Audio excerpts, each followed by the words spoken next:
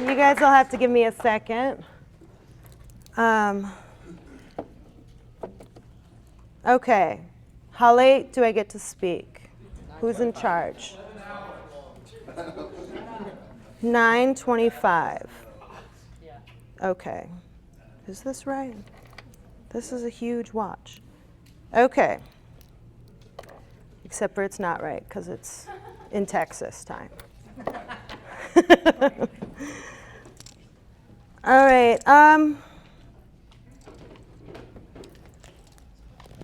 Whoa, I'm coming undone. I'm told this is expensive. Oh, I'm going to break it. Okay, never mind. Sorry, I was going to make my phone might not be off. That's something I would totally do. Okay. Hi, I'm Alexis. I'm an alcoholic. Hi, Alexis. We love you, Alexis. Lots and lots and lots. Whoa.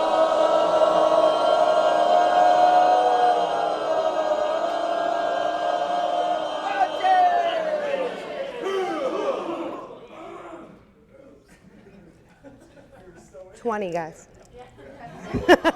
There you go. So, hi, I'm Alexis. I'm an alcoholic. And, okay. So, I'm going to start with saying thank you. Thank you to the committee. Thank you, Greensboro. By the way, North Carolina people in general have like hearts of gold. I'm from Nevada. We're not quite as, I guess, welcoming. And we don't have fabulous accents. I love your accents. They're so wonderful. Yeah, 10. And Mike, who's not here. Whoa, that got loud. So Mike, who is not, whoa, hi. Hi, Mike, you're not here. You had your appendix burst and you were of service for probably a year. So thank you for your service, and I'm sorry you can't be here, and I'm glad you're okay. So I'm not funny, you guys. If you came for the funny speaker, you came to the wrong one. Come tomorrow. There's a great speaker tomorrow. There's a fabulous speaker and fisherman Sunday morning. He gets the biggest fish because they know it's coming, I'm convinced. But he also is a very healing man.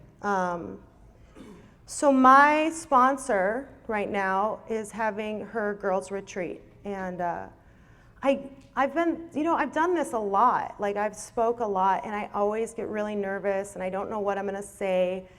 And honestly, I was kind of surprised that you guys picked me, because I give a women's talk that sometimes is a little not conservative. You know, and I love being able to do that. So I'm going to probably give you that. I'm not sure. But my women's group, so they have this retreat, and they are praying for us right now. I told them what time we were going to do this, and my sponsor's like, yeah, I'm going to pray. So there's a bunch of women, a bunch of awesomely crazy, wonderful women in Nevada right now praying for us. And I love that. I also want to tell Eleanor, me too. Yeah, Eleanor is here. She has 5 days.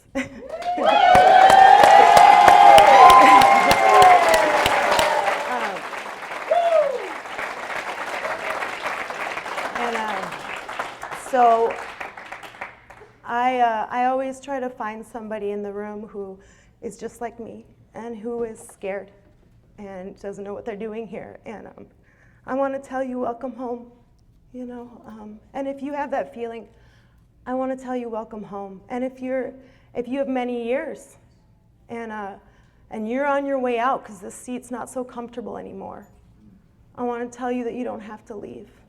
And I know that from my experience. And so I am not brilliant, and I'm not one of those AA speakers that's like, I'm so awkward naturally. So I really am. And I'm from Minnesota, so then I talk awkward too. I can't stand it. I try so hard not to talk like that. I've been in Vegas for 20 years, and I still talk like it. And by the way, I'm really soft-spoken, especially when it's a feeling. So raise your hand or something, just tell me. My ego isn't so big, it'll be hurt. Where was I? Oh. So yeah, I'm like naturally awkward. Like last week, so I love running, and last week I was on my treadmill, and I'm a cocktail waitress in Vegas, so I balance things, and I'm running. I'm all excited because I've had this back injury, and I'm totally stoked that I can go running again. It's weird. I find my zen with that. So I'm on the treadmill and something falls in the room, and I go to grab it and I step on the stationary part of the treadmill, and I go like a cartoon. Like, you know that Taylor Swift video that's out? No, mine blows that away. So I go flying into the wall, slide down, the treadmill's still going, because it's like in my house, so I don't have like the safety thing. And I have like a burn here.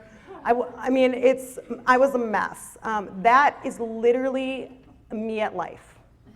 That is just me at life. Some people are smooth, some people are, good to go out the chute. And I am just awkward. I don't know, it's like nothing fit for me. And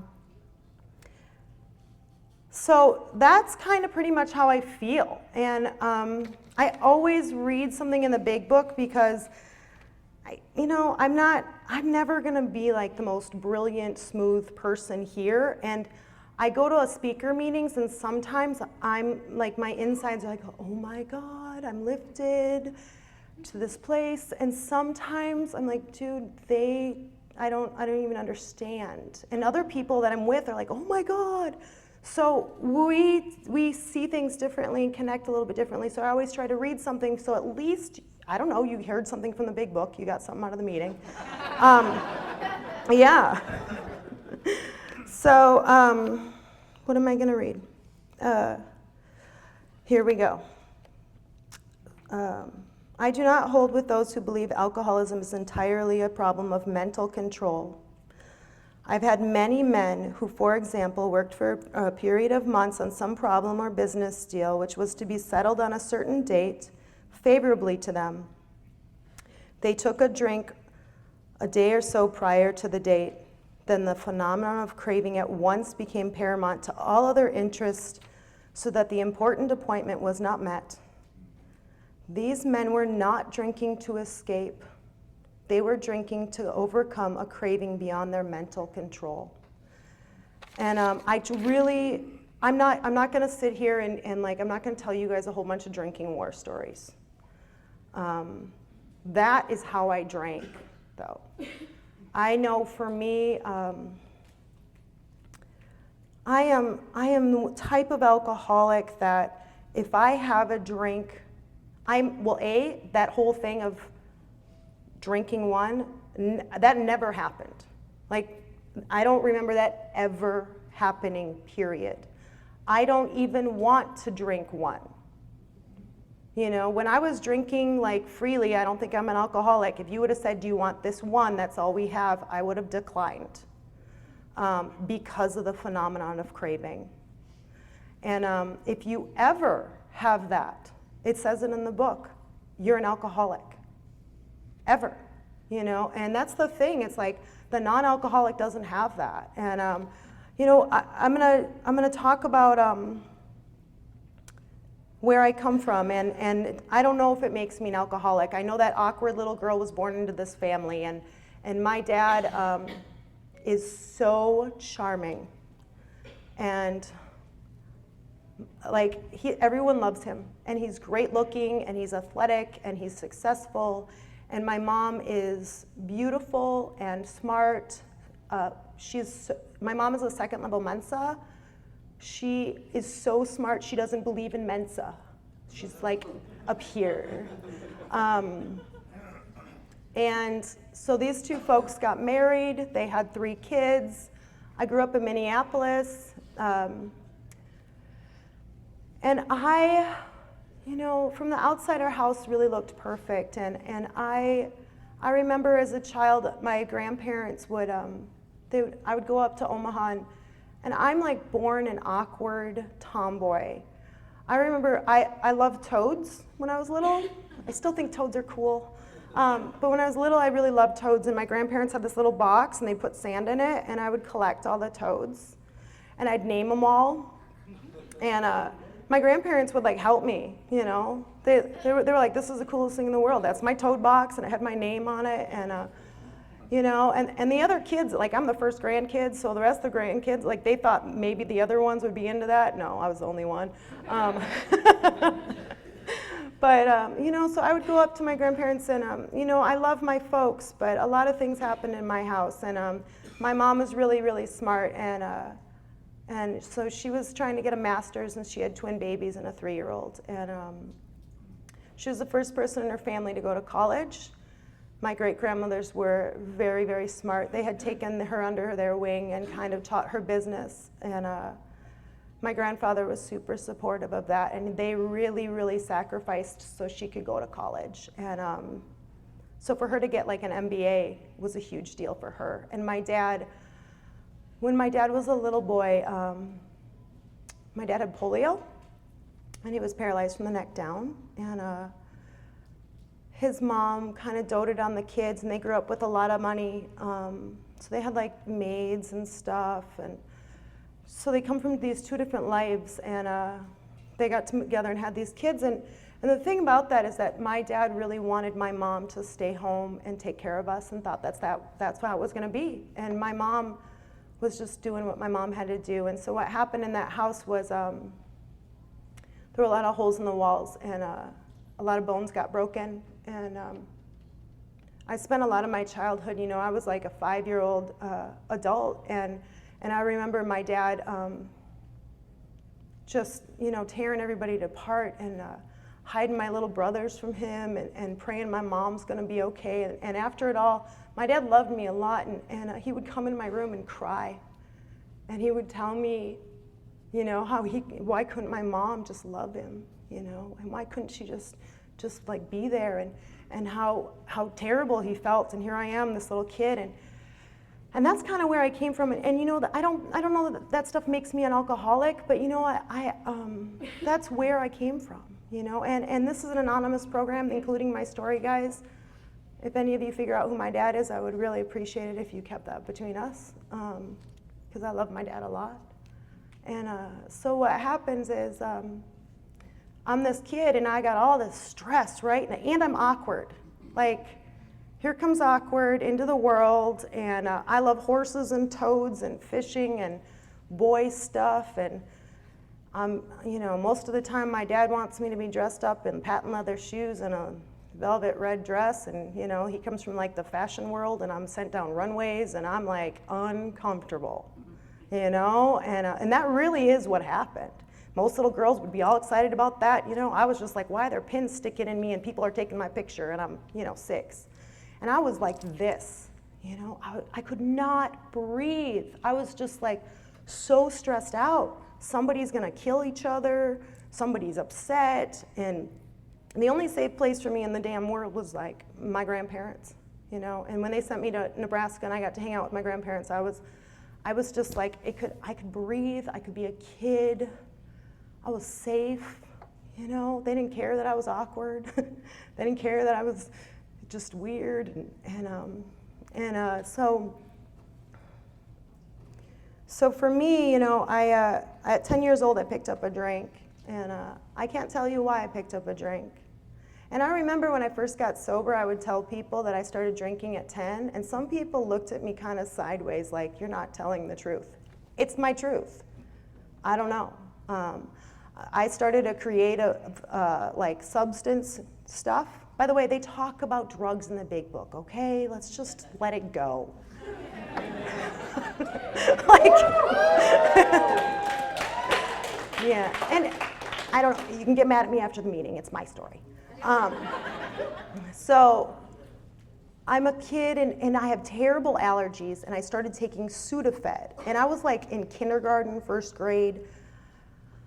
I was taking like a lot of Sudafed. I knew they felt great. I was awake. It was fabulous. I don't know, today they call it speed now. You have to show your ID. But then it was just like, I was just, doing what you gotta do. Things were stressful. And so when I picked up a drink at 10, it was like, and it wasn't like I started drinking and was like, let's go to the playground and go swing. I had everything's a secret. If you're here really young, you know how to do the secret. You do.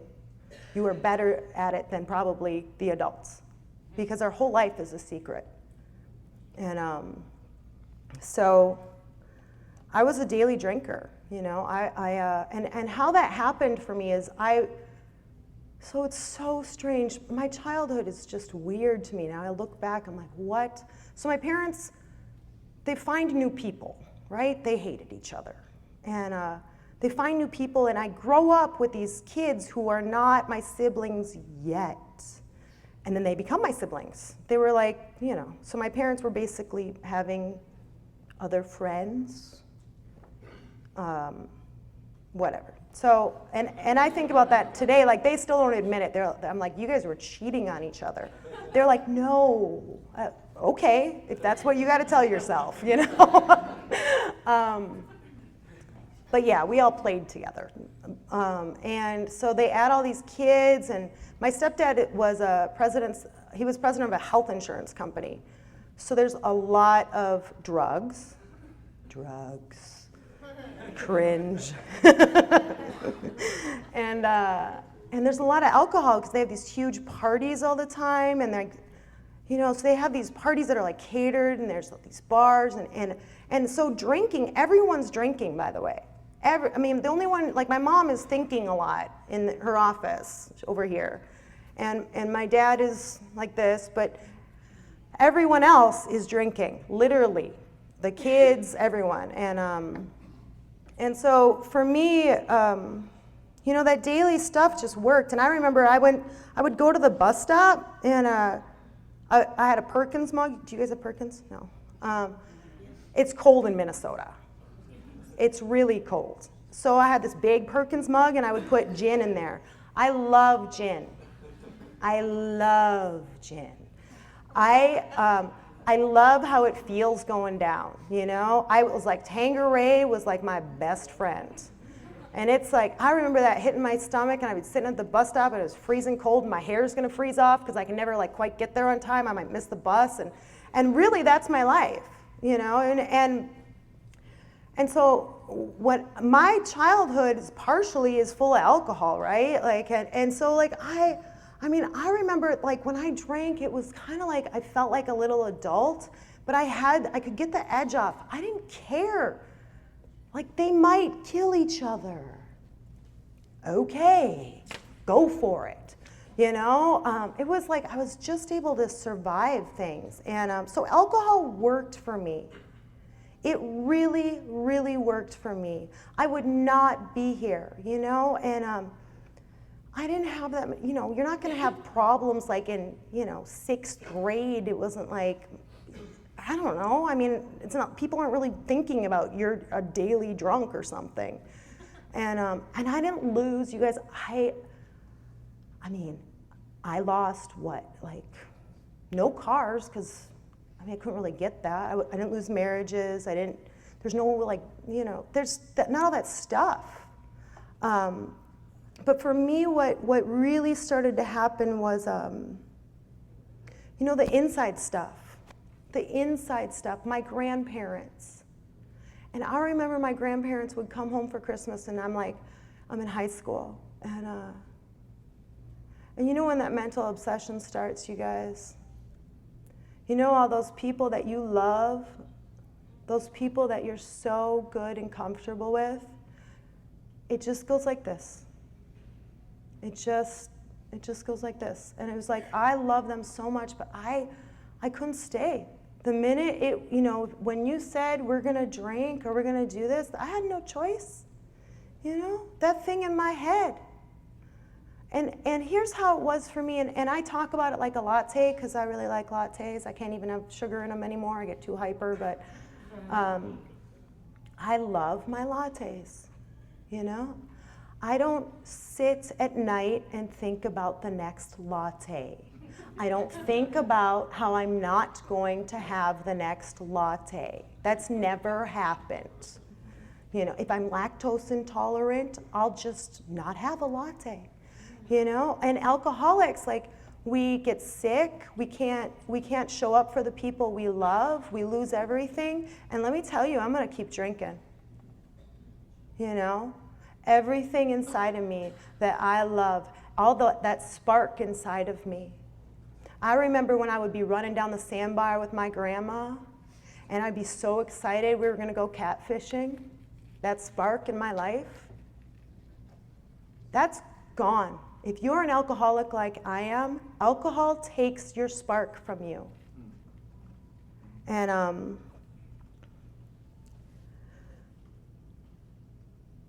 you know, I do this prayer, and you know, there's a lot of bad stuff going on in the world right now. Some tough stuff in the state. I stay out of politics, but and so here's the prayer that I do, because I see this little girl, and that's her running down that beach, you know, running down the sandbar, and it's, let your head and your heart be at ease, so you may be light, so you may be light. And that's that spark for me. And I'll tell you what, I found that in Alcoholics Anonymous. I found that light, that fire in my belly in Alcoholics Anonymous. And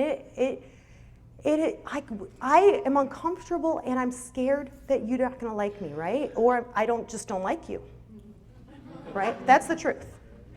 Unfortunately, this is a we program. The only way that the light comes to me, the only way the fire comes to me, is when I can say, me too. Is when I can hear that one person say, me too. Me too.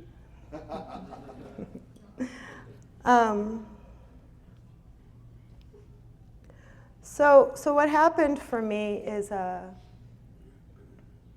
little girl kept drinking, and I went to high school, and by the time I was a junior in high school, I had shakes in the morning, and my grandparents would come for Christmas, and I couldn't stay. And I found a hymn, as we all, you know, us girls, we like hymns. And he crashed a car into the second story of a house.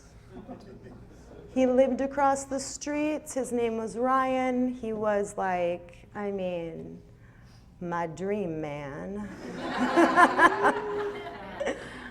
And you know, the thing about Ryan is that he was always in trouble. He was having a baby with a girl she wasn't from our suburb. You know, he's having a baby. You know, and I forgot to tell you guys what happened with that suburb. I went from the Minneapolis school systems to the Edina school systems. Man, don't tell the kids in Edina.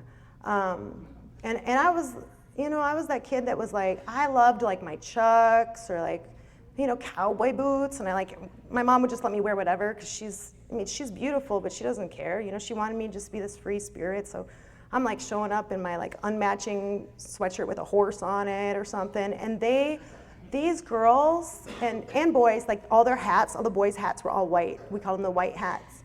And the girls have white Keds, and like in my mind, they all have like a billion pairs of Esprit jeans. I'm totally aging myself. I love it. So I found the bad boy at the preppy school, and his drinking was much louder than mine, and he got in a lot of trouble, and he had to go on the news. And we have Hazelden in Minnesota. We got a lot of treatment centers. He had to go to like Hazelden, and my oldest brother was sent to like treatment, and so Ryan's friends have to go to treatment too, and my oldest brother is sponsoring some of them. I was so disappointed. I was just like, no. So my view of AA is like that his friends say that it sucks, basically, you know, and that they gotta go. But my brother's cool in their eyes, not in my eyes, my oldest brother. And so I keep drinking, and a lot of things happen in that relationship. You know, a lot of things that happen for drunk women. And I used to think, you know, I used to think those things were his fault. You know, and the truth is that Ryan was just a sick guy. That's the truth. He was a sick alcoholic with nothing to really to help him out either. And one night Ryan and I got into a fight, and I ended up with needing stitches in the back of my head. And I remember Ryan hit me in front of my little brother Mikey, and my dad used to hit my mom, and I would do anything just to like hide them from that. And I knew in my stomach, I brought that again to their doorstep. And I just, like that feeling inside of me. And I picked this guy because he made me look better, you know. And I stayed. And I made a lot of, you know, I stayed for a lot of reasons, but a lot of it was so the heat wasn't on me. And that's the truth. If you would have asked me then, I was a victim. And I'll never forget the look in my brother's eyes. Never. And honestly, I would love to say that 19 years later, even though, you know, I could make a billion amends, that's somehow gone. It's not. You know, every single time he gets overjealous and crazy, I have to go, okay. And so all that was happening in my life. And honestly, it was just kind of like I was just drinking. And what happened for me was I had this boyfriend, had all this drama and crazy, you know, alcoholics, we have so much chaos. It's like it's spinning like this. And I ended up in Vegas, and I apparently got into college there. I got into a lot of colleges. I do not remember doing one college application. I have no idea. I make jokes that I was in a blackout that year. I really think I was. I have zero recollection. I know that I went to school there. There's transcripts. And I left, you know, that was the only way to get rid of like him and all those problems. And at this point, I'm jaundiced. I don't do things like laundry. I do things to drink that women do, you know. And that means I sell my soul, really. You know, if you're a girl in Vegas, you don't need any money. Give me a break. You know, and I hadn't paid bills in years. I owed over $20,000, but that really didn't bother me at all. I don't care. And I remember trying to not drink.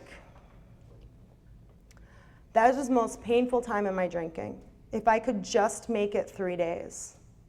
If I could just make it 3 days. I never could do it.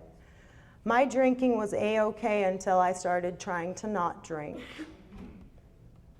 And March 1st, 1997, I called up that big brother.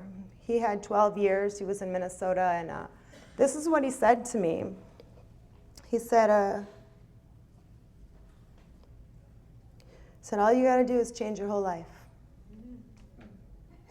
That is the truth, guys.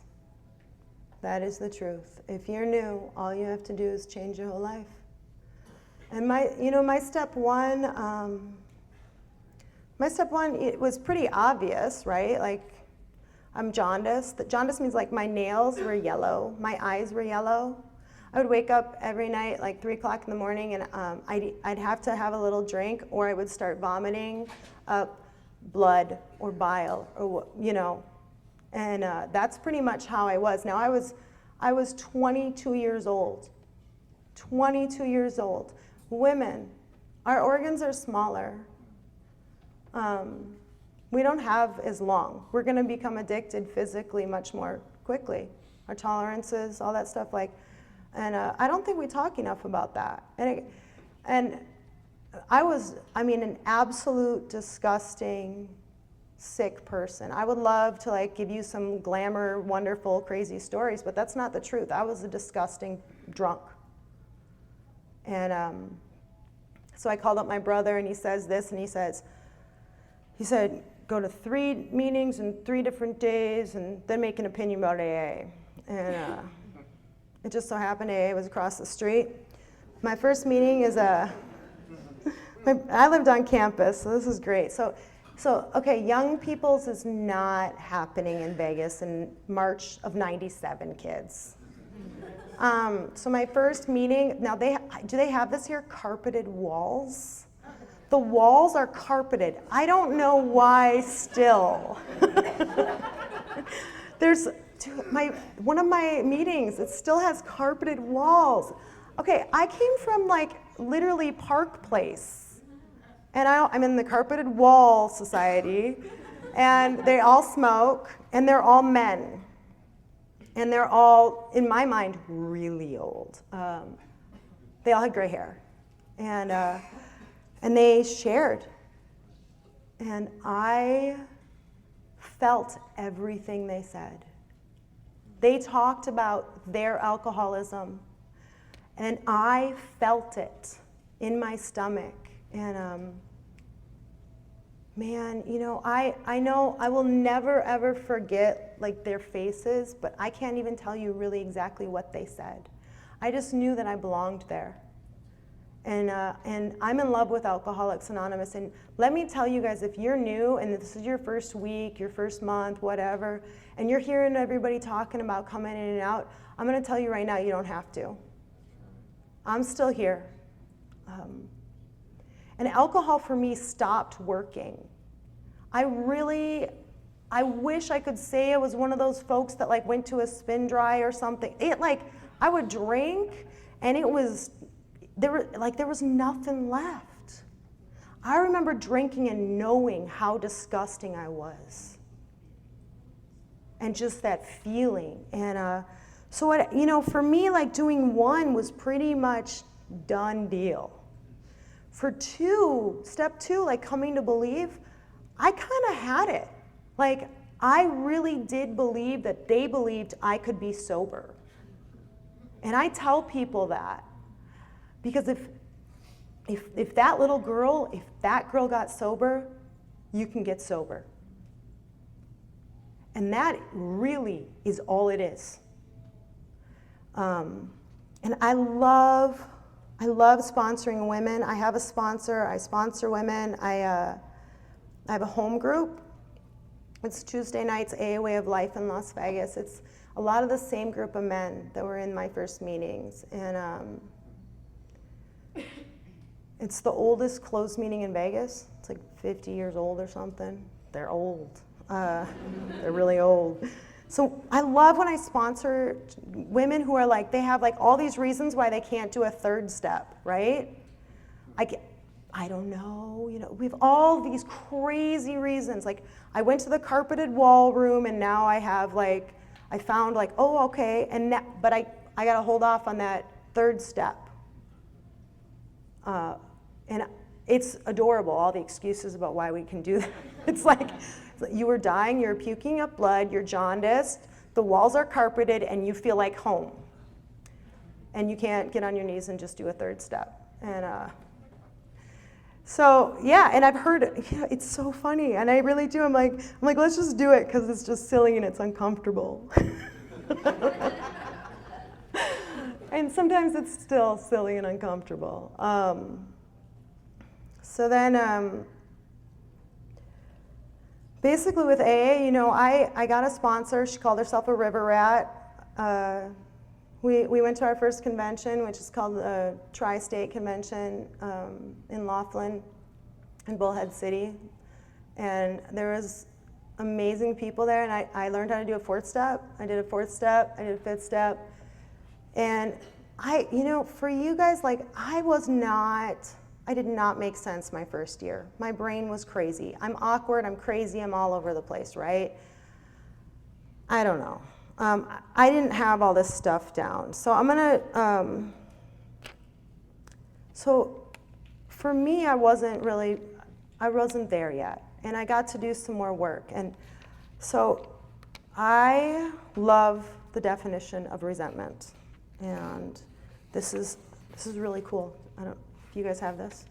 I got this at a convention, actually, and I try to always read this. Resentment, anger, bitterness, or ill will felt as a result of real or imagined wrong, hurt, or offense. I love that it says imagined. It's like they knew me. And to feel angry or hurt over and over again. Over and over again. Those are the tapes. So I had a lot of resentments, and some of my resentment was kind of legit. And what, you know, I was mad at my dad for the first 10 years of my sobriety, is the truth. And I don't suggest that.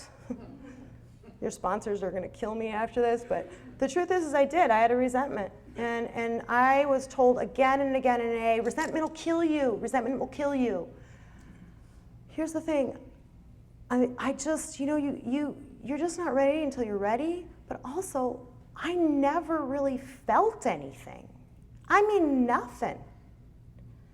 I never got mad. I was just protecting myself and running. For how long? And when I was 10 years sober, I should tell you guys, like, I did like those things, like, you know, if you're new, like, go to a lot of meetings. I know they say, like, meeting makers, whatever, there's a lot of opinions. The odds are, if you go to meetings, you're probably going to hear something that gets you into the book and keeps you sober. I'm going to stay out of the debate. I don't know, but I did a lot of meetings. It worked out good. So at 10 years sober, I was with this guy, and Jan and I fell in love. He was awesome and awkward, and we were together for probably like 3 or 4 years, and he was super, super smart. My family loved him. His mom loved me, and we had a great thing going. And he lived in another state, and we were both in school, and we were gonna get married when we were done, and he called me up and said that he fell in love with his coworker. And I was mad, to put it lightly. I was mad at AA. I was mad at my dad. I honestly, I really wanted to die, is the truth. And I had done everything in AA that you guys told me to do. I was sponsoring people, I had started home groups, I was, you know, whatever, and you know that feeling of like right here where you cannot breathe and you're sick. I was like, this might just justify a drink or a pill or, I don't know, a gun. And that's the truth. And I couldn't even be really mad at him. Like, he fell in love with somebody else. And what happened was, man, I guess I'm going to tell the story. So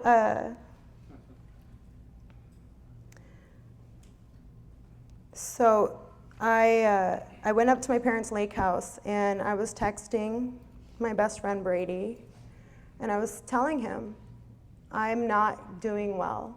I don't want to be sober anymore, and I don't want to breathe in and out anymore. And I've given everything I got. And I really meant it, you guys. I had that feeling in here that was so tight, like I was when I was a little girl. And I was so stuck in all that stuff. And I'm walking to the top of the stairs over the dock, and I can see it like it was yesterday. And I couldn't sleep those days, you know, when you have that kind of angst, and you can't sleep, and you can't breathe. And I'm texting him, and I feel this warm gush of air.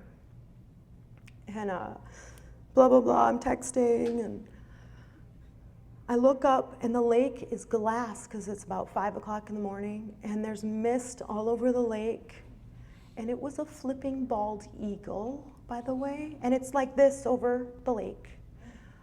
We have a lot of bald eagles up there, yes, but they don't swoop over you and whatever. And in that moment, it was like I was that little girl with the light, you know, running on that sandbar. I was safe. That feeling was gone. And I really was not the person that was like, oh, you guys that have your weird burning bush story, that's a bunch of whatever. I did not believe you. And that is what happened for me, is that light inside of me like flickered back on. And I was safe and protected. And I felt that warmness. And there's like the Native American, it's up on the res up there, and Native Americans up there, you know, they say that eagles fly highest in the sky. They're the messengers to God. And I took that with me as my message from God, that I was going to get through this and that he had something else for me to do, and that I needed to get back into the moment, into that precious moment. Right now, you guys, we have that precious moment that we're safe and we're warm and protected. And I a lot of times I have to use that too. From that day, I'm not going to say like a bolt of lightning happened or something, but it changed me. And that's what it talks about in the big book too, you guys. It talks about that we literally have to have our view like this.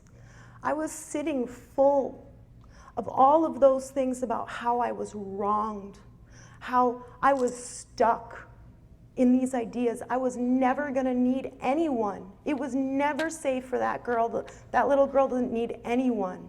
And I had learned how to manipulate everyone. I had learned how to live through fear. And that's what all the step work is about. And if I don't get in that bubble, I can't do it. And I learned that at 10 years of sobriety. So if you're new and you're stuck, or if you're old and you're stuck, find your bubble. Find it. And it's usually in an awkward, like uncomfortable, icky, like place like mine was. I mean, I literally had to go through all of that. And I had done a lot of, inventorying. I had done this, and that thing with my dad. And what happened from that is I started to really change some inventory stuff. And I got outside help.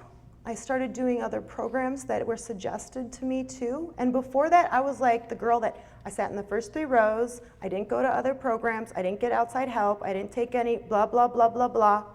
I dressed up for all my meetings, And that's great if that works for you. I don't know. I'm not in charge of AA. I'm just going to tell you all my experience. And my experience is that for when that ran out for me, and I had to do some more stuff. And I had to get authentic and naked and ugly in here in AA. And I'm here to tell you that looking good and sounding good in AA, for me, it's going to kill me. It's going to kill me.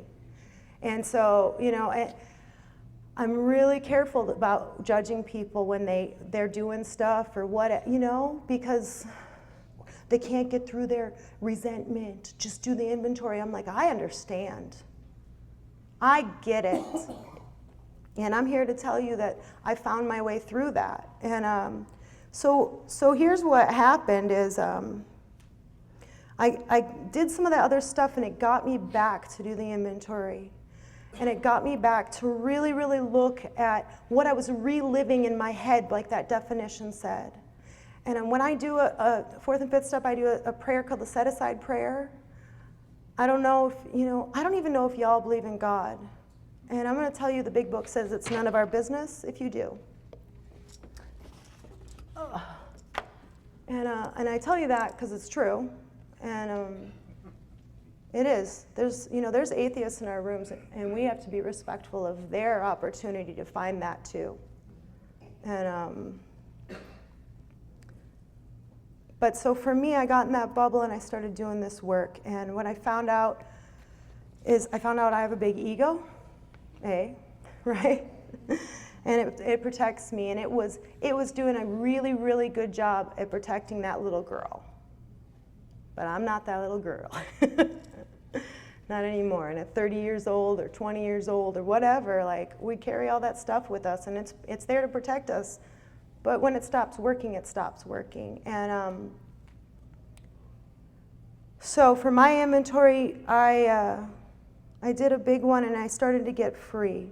And I really understood what it meant to be how free do you want to be? If you've got some of that stuff, how free do you want to be?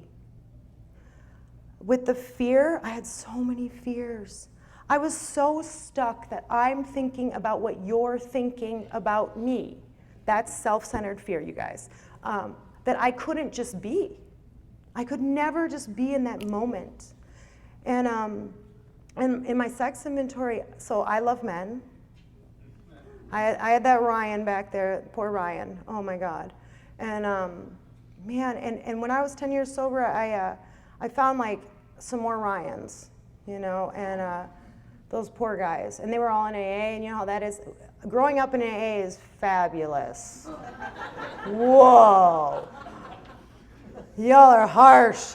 And a lot of people, you know, love me through that, but I had to, when I was doing those amends, and I had to look at that stuff, and it's not like, girls, it's not who we slept with, okay?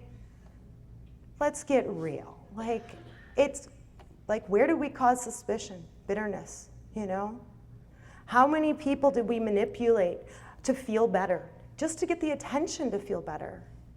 That's the inventory. And I had to really, really look at that stuff to get free, and it was hard. My sponsor had me go and tell men that I flirted with, that I used them. Oh, it was so humbling. And they were like, thank you.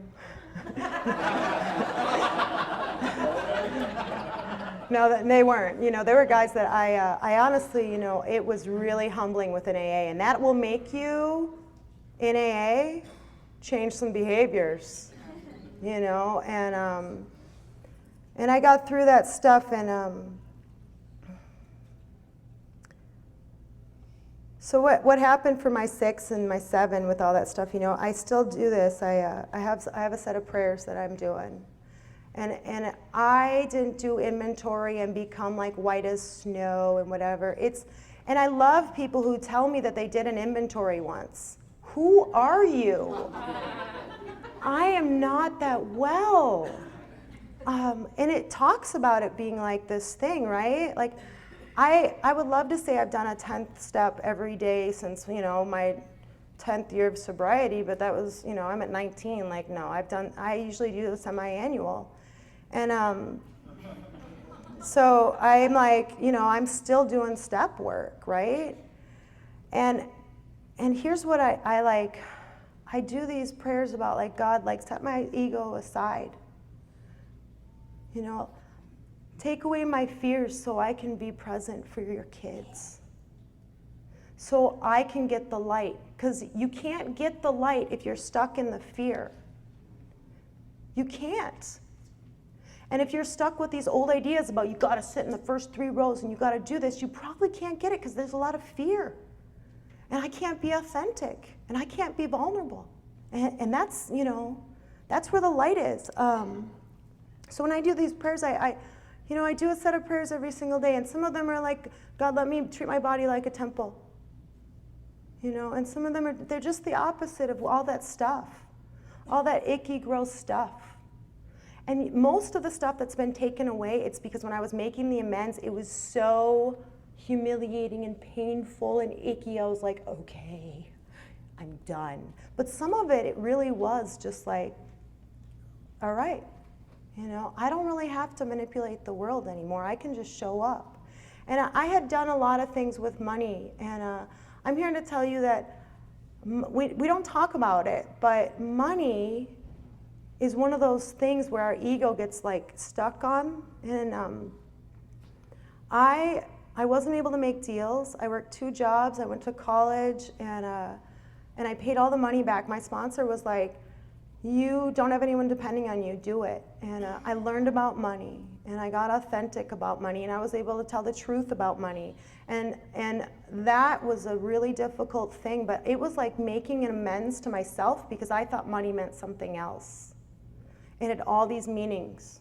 And then with my dad, so my little brother got sober, I don't know, I think it was about 7 years sober. And he started making amends. And before that, I had done all this stuff in AA, and my dad said that AA was like this weird phase. He was not that excited about it. And he started loving AA. And then my little brother got drunk after 11 years, and I was heartbroken. And so last year, my little brother was, kind of reaching out, and we were scared he's gonna not make it. We're really scared he's not gonna make it. And my dad calls me, and I'm talking to him, and he's like telling me, he's like, "What are we gonna do?" I'm like, "I don't know." And most of our families are alcoholics, and people from AA went out to go search for my brother on the streets and put him in detox in Minneapolis. And I got to tell my dad, it's gonna be okay. The AA people have it. He loves AA today. I sent my dad a letter with a check in it for over a year because I had manipulated some money stuff, and he sent me a letter back thanking AA and my sponsor and me, and I keep it in my wallet still. It's been like 10 years. And here's some stuff that I learned. When I did my men's, I just thought it was going to be like poof. And what happened was I slowly had a different way of thinking. And my dad was paralyzed from the neck down, right, with polio. And they had these kids my grandparents didn't really know what to do with, and they never showed up for anything. My dad finished law school in 2 years. He became a pre-Olympic swimmer. He was paralyzed from the neck down. They never showed up for one meet. I love my grandparents on that side, but they were pretty sick folks. And that's where he came from. When I was a little girl, I loved horses, and my dad leased me a horse. I never thought about that when I was that little girl drinking. All I could think about was all this chaos. And my dad just wanted my mom to just love him, My dad was a real sick guy, too. And my dad and I are now allies. We're the allies that are going to watch out for my little brothers, When I go home, we go to hockey games. And I don't have any of that stuff. Any of those, the glasses that I used to look at them with. My mom, I was so mad that she was just busy doing all this stuff. I am so proud to be my mother's daughter. I have got wings. I can do anything. I don't ever think like, no, I can't do that. My mama gave me that. And I know that today, and that's Alcoholics Anonymous. If you're thinking that you're not sure what Alcoholics Anonymous is going to do for you, I'm going to tell you right now, it's just like the old timers in those meetings that gave me. They told me about what was going to happen. They told me that everything that I wanted was going to be different. And let me tell you today, what I want has nothing to do with material. I don't know if I'm going to meet a him, if I'm going to, be the most successful, whatever. I know in here I have light. I know in here I have character. I'm honest. I can show up. I will always show up for my family. I was never going to do that before. I remember my mom used to call. And my mom would call and she would leave a message on my answering machine. We have answering machines back then. And I would hear her voice. And it hurt so bad. That pain, that anguish, those people who love us.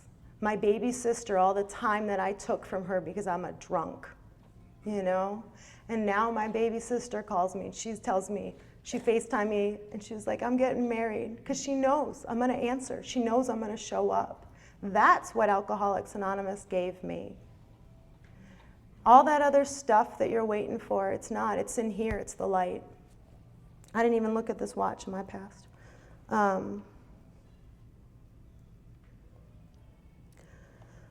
So 11 and 12 for me is this. Every single morning I get up and I be quiet and I look for a miracle that's bigger than me. It's usually a bird or the wind. And this is what 12 is. 12 is my sponsee's mom. begging and crying she can't sleep because she can't find her daughter again. And when that daughter comes back and we get to go, me too. It is true, you cannot get it unless you give it away. I don't know who started you gotta have a year sober to sponsor. I don't know about that.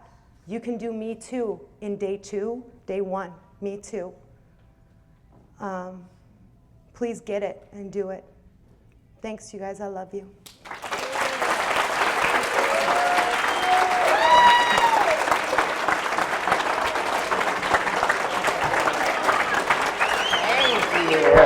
Thank you.